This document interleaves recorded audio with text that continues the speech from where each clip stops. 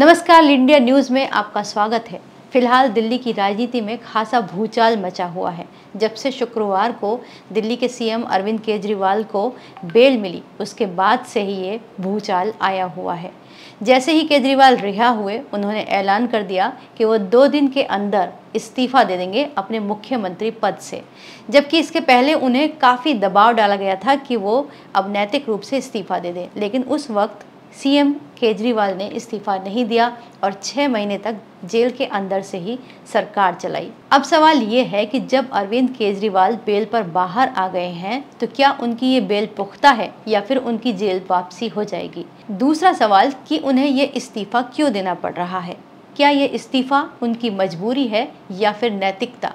इन सब सवालों पर बात करने से पहले हम जान लेते हैं कि आखिर बेल क्या होती है और अरविंद केजरीवाल को किन शर्तों पर बेल मिली है।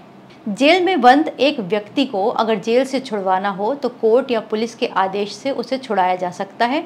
उसी आदेश को बेल कहते हैं। बेल 2 तरह की होती है, जमानती और गैर जमानती। इसके अलावा भी बेल के और टाइप हैं, जैसे अंतरिम जमानत, अग्रिम जमानत और नियमित जमानत। अब जान लेते हैं कि ये बेल पुख्ता है या फिर उनकी जल्दी ही जेल में वापसी हो सकती है। हालांकि अगर हम देखें तो इस केस में सीबीआई ने जितने भी आरोपियों को अरेस्ट किया था, उनमें से ज़्यादातर लोगों को बेल मिल चुकी है। अभी फिलहाल अमनदीप ढल सीबीआई की हिरासत में है। तो इस तरह से ये जो कड़ी बन रही है रिहाई की, पहले संजय सिंह रिहा हुए, उसके बाद में मनीष सिसोदिया रिहा हुए बेल पर, उसके बाद के कविता।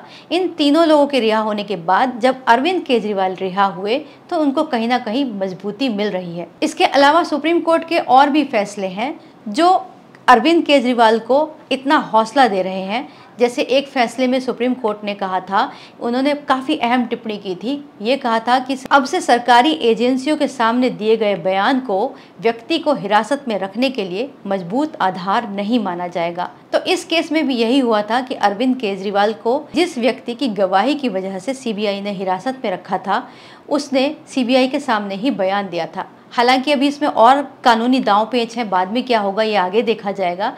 लेकिन फिलहाल इस पर दूसरा फैसला एक और है जो कि काफ़ी इम्पॉर्टेंट है, जो कि हाल ही में सुप्रीम कोर्ट में न्यायमूर्ति BR गवई की अध्यक्षता वाली पीठ ने दिया था। उन्होंने व्यक्तिगत स्वतंत्रता के मामले में भी एक अहम टिप्पणी की थी। ये मामला 12 सितंबर को था, जब कोर्ट ने कहा कि नागरिकों की व्यक्तिगत स्वतंत्रता से संबंधित मामलों में शीघ्रता से निर्णय लेना अधिकारियों का संवैधानिक दायित्व है, यानी कि ये उनकी ड्यूटी है।